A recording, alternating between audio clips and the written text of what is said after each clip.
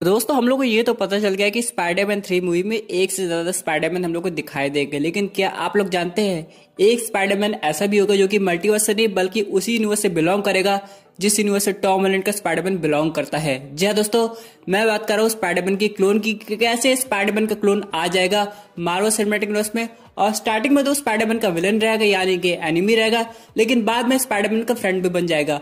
और ये सब कैसे होगा इसी के बारे में हम लोग डिस्कस करेंगे और जानेंगे कि मून नाइट की हिस्ट्री क्या है। दोस्तों कंप्लीट वीडियो को स्टार्ट करने से पहले आप लोग कर दीजिए वीडियो को लाइक और कमेंट करके ये बताइए कि अगर आपको एक दिन का मौका मिले डॉक्टर स्ट्रेंज बनने का और आयरन मैन बनने का तो आप क्या बनना पसंद करेंगे। साथ ही साथ जो लोग मेरे चैनल पर नए आए हमारे चैनल को सब्सक्राइब करके हमारी कॉमिक बुक टॉक्स फैमिली का हिस्सा बन जाइए। तो दोस्तों शुरुआत करते हैं हम लोग यहाँ पे उस स्पाइडरमैन की जो कि पीटर पार्कर का क्लोन बनेगा जिसका नाम है स्कारलेट स्पाइडर। अब यहाँ पे दोस्तों ये बनाया गया है डॉक्टर ऑक्टो ऑक्टेवियस के थ्रू। यहाँ पे एनिमेटेड सीरीज की मैं बात कर रहा हूँ जिसका सिर्फ एक ही मोटिव था स्पाइडरमैन को खत्म करना, लेकिन बाद में उसे कुछ ऐसा लगा कि उसकी आइडेंटिटी है क्या, उसका मकसद है क्या। यहाँ पे दोस्तों जब स्टार्टिंग में इसकी फाइट हुई थी स्पाइडरमैन से तो एक तरह से खत्म हो गया था, लेकिन किसी तरह ये बच गया और ये फिर वापस आया। इसका नाम बेन भी था एक तरह से, और यहाँ पे ये कुछ समय के लिए पीटर पार्कर की फैमिली के साथ रुका भी था एक तरह से उसका कजिन बन के। जब इसकी रियल आइडेंटिटी पता चली कि डॉक्टर ऑक्टो ऑक्टेवियस ने इसे बनाया है तो ये पीटर पार्कर की फैमिली को खत्म करना भी चाहता था। पर यहाँ पे स्पाइडरमैन को रियलाइज हो गया यानी कि ओरिजिनल पीटर पार्कर को कि इसका दिमाग को कंट्रोल किया जा रहा है और ये काम डॉक्टर ऑक्टो ऑक्टेवियस कर रहे हैं। जब स्कारलेट स्पाइडरमैन को पता चला कि डॉक्टर ऑक्टो ऑक्टेवियस उसके माइंड में फॉल्स मेमोरी इंसर्ट किए थे तो काफी ज्यादा गुस्सा हो गया था। उसने ये डिसाइड किया कि वो डॉक्टर ऑक्टो ऑक्टेवियस के लिए काम नहीं करेगा बल्कि पीटर पार्कर की फैमिली को सेव करेगा। अब यहाँ पे उसके सेव करने के चक्कर में डॉक्टर ऑक्टो ऑक्टेवियस पूरे शहर पे हमला करने वाला है, जिसकी वजह से स्कारलेट स्पाइडरमैन ने अपना सेक्रीफाइस कर दिया और पूरे शहर को बचा भी लेता। बाद में ये पता चला कि वो अभी भी जिंदा है और वो अपनी रियल आइडेंटिटी को फाइंड कर रहा है, लेकिन उसे अभी तक ये पता नहीं था कि उसे क्लोनिंग करके बनाया गया है, इसलिए उसकी रियल आइडेंटिटी कभी हो ही नहीं सकती है। बाद में स्पाइडरमैन ने उसे समझाया और अपनी टीम में शामिल कर लिया। तो दोस्तों अगर हम लोग मार्वल सिनेमैटिक यूनिवर्स की बात करें तो क्या ऐसा हो सकता है, क्योंकि दोस्तों अगर हम लोग मल्टीवर्स की बात करें तो डॉक्टर स्ट्रेंज का इन्वॉल्वमेंट जरूर है स्पाइडरमैन 3 मूवी में। तो दोस्तों हो सकता है इसी मल्टीवर्स का करंट रियलिटी के स्पाइडरमैन को एक और स्पाइडरमैन की हेल्प मिले। और दोस्तों यहाँ पे तब क्वेश्चन आता है कि अगर मल्टीवर्स से स्पाइडरमैन नहीं आएगा तब डॉक्टर स्ट्रेंज यहाँ पे क्या करे। तो दोस्तों मैं आपको बताना चाहता हूँ कि स्पाइडरमैन हो सकता है डॉक्टर स्ट्रेंज से तब हेल्प लेने जाए जब स्कारलेट स्पाइडरमैन इविल स्पाइडरमैन बन के स्टार्टिंग के समय में स्पाइडरमैन को खत्म करना चाहता हो। तब यहाँ पे हो सकता है उसका जो ब्रेन वॉशिंग हुआ है उसको रिमूव करने के लिए डॉक्टर स्ट्रेंज के मैजिक की जरूरत पड़ेगी, इसलिए स्पाइडरमैन चाहता है कि डॉक्टर स्ट्रेंज के पास चला जाए। अब यहाँ पे एक साथ दो सुपर विलन एक स्पाइडरमैन के ऊपर नहीं लग सकते। फॉर एग्जांपल यहाँ पर अगर क्रेवन द हंटर आ गया उसके बाद स्कारलेट स्पाइडर आ गया और दोनों लोग स्पाइडरमैन को खत्म करना चाहते हैं तो हमारा स्पाइडरमैन को बचने के लिए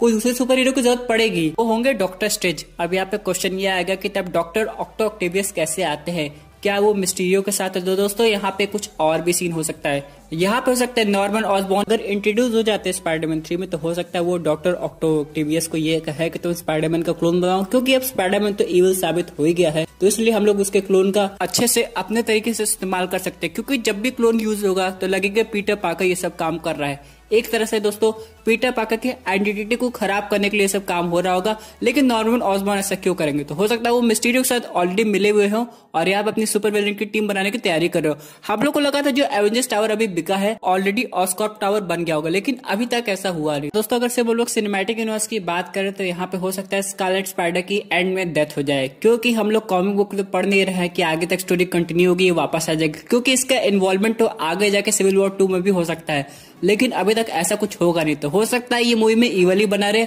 और एंड में पीटर पार्कर इसे खत्म कर दे। वैसे तो दोस्तों आप लोग क्या चाहते हैं, क्या आप स्कारलेट स्पाइडरमैन को आगे तक देखना चाहते हैं किसी पार्ट 3 मूवी तक ही, कमेंट करके जरूर बताइएगा।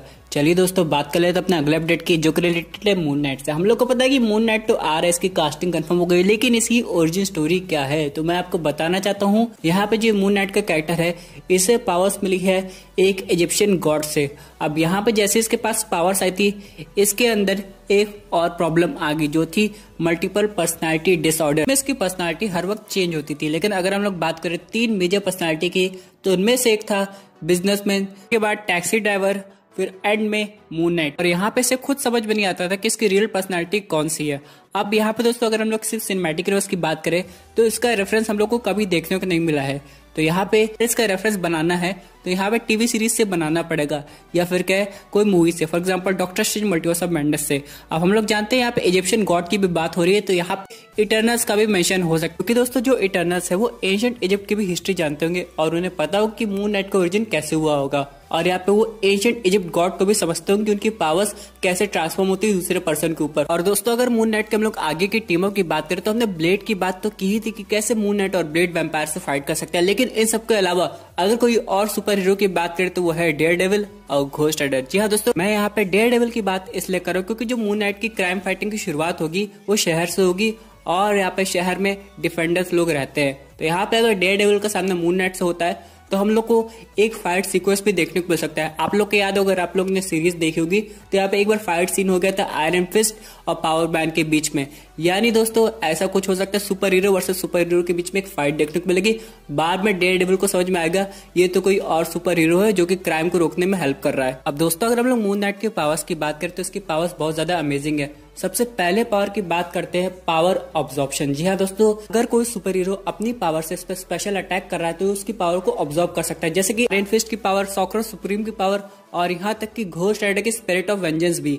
ये सब इतने ज्यादा पावरफुल है कि अगर ये किसी पे अटैक करे तो जो उनका ओपोनेंट है वो खत्म हो सकता है। लेकिन अगर बात रही मून नाइट की तो मून नाइट इन सबकी पावर्स को एक बार में ऑब्जॉर्व कर सकता है। यहाँ पे दोस्तों मून नाइट की दूसरी पावर्स की बात करें तो वो है कि डेड आर्मी को कंट्रोल करना। यहाँ पे दोस्तों हम लोग बात कर रहे हैं इजिप्शियन गॉड की, और इजिप्ट एक चीज के लिए और फेमस है जो कि है ममी। अब यहाँ पे अगर मून नाइट चाहे और वो इजिप्ट में हो या फिर दुनिया के किसी भी कोने में हो, वो आराम से ममी की आर्मी को बुला के दूसरे ओपोनेंट पर अटैक करवा सकता है। अगली पावर्स की बात करें तो वो आती है लूना किनेसिस। इसमें क्या होता है दोस्तों, मून नाइट किसी भी मून को, सिर्फ अर्थ के मून की मैं बात नहीं कर रहा हूँ, सोलर सिस्टम या फिर के यूनिवर्स के किसी भी मून को आराम से कंट्रोल कर सकता है या फिर उस मून से बनी कोई चीज को भी। मैं आपको बताना चाहता हूँ एक बार उसने म्योनर को कंट्रोल किया था, लेकिन हम लोग को पता है कि जो म्योनर है वो किसी डेड स्टार से बना हुआ है, तो ऐसा कैसे हो सकता है? तो हो सकता है उस म्योनर को बनाने के लिए एक मून का भी पार्ट लगाओ, जिसकी वजह से हो सकता है भले मून नाइट वर्दी ना हो लेकिन वो म्योनर को आराम से उठा लिया हो। तो दोस्तों क्या आप लोग जानते हैं एक बार मून नाइट ने तो फीनिक्स फोर्स को भी ऑब्जॉर्व कर लिया था। इससे हुआ क्या, वो काफी ज्यादा स्ट्रॉन्ग हो गया था जीन ग्रे की तरह, और वो एक जगह से दूसरी जगह लाइट की स्पीड से ट्रेवल कर सकता था और वो एक तरह से इमॉर्टल भी हो गया था। और दोस्तों अगर कुछ और सुपर पावर की बात करें तो जब तक मून नाइट इजिप्शियन गॉड की पावर में है तब तक उसे कभी भी दर्द महसूस नहीं होगा और वो कभी भी टेलीपैथिक थ्रू कंट्रोल नहीं किया जा सकता। यानी अगर प्रोफेसर चार्ल्स ज़ेवियर उसे कंट्रोल करने की कोशिश भी करते हैं तो ऐसा नहीं कर पाएंगे। अगर दोस्तों हम लोग बात करें मून नाइट के आर्मर की तो वो बना है केवलर से, लेकिन अगर हम लोग बात करें उसके आर्मर के अपग्रेड की, ये बाद में वाइब्रेनियम का भी बन जाता है। यानी दोस्तों टीवी सीरीज की शुरुआत में हम लोग को ऐसा कुछ देखने को नहीं मिलेगा, लेकिन जैसे ही मून नाइट बाद में शूरी से इंट्रोड्यूस होगा तो उसके पास एक वाइब्रेनियम का भी आर्मर आ जाएगा। यानी दोस्तों मार्वल सिनेमैटिक यूनिवर्स में एक बार मून नाइट वकांडा भी जरूर विजिट करने वाला है। दोस्तों ये थी एक अमेजिंग अपडेट जो कि रिलेटेड थी स्पाइडरमैन 3 और मून नाइट से। आई होप आपको ये वीडियो पसंद आई होगी। वैसे आपकी क्या व्यूज है इस पर्टिकुलर टॉपिक पे, अपने व्यूज जरूर कमेंट कीजिए। और दोस्तों अगर आप ऐसी unique super hero content enjoy करना चाहते हैं तो हमारे चैनल को सब्सक्राइब करके हमारी सुपर हीरो फैमिली का हिस्सा बन जाइएगा। Thank you for watching.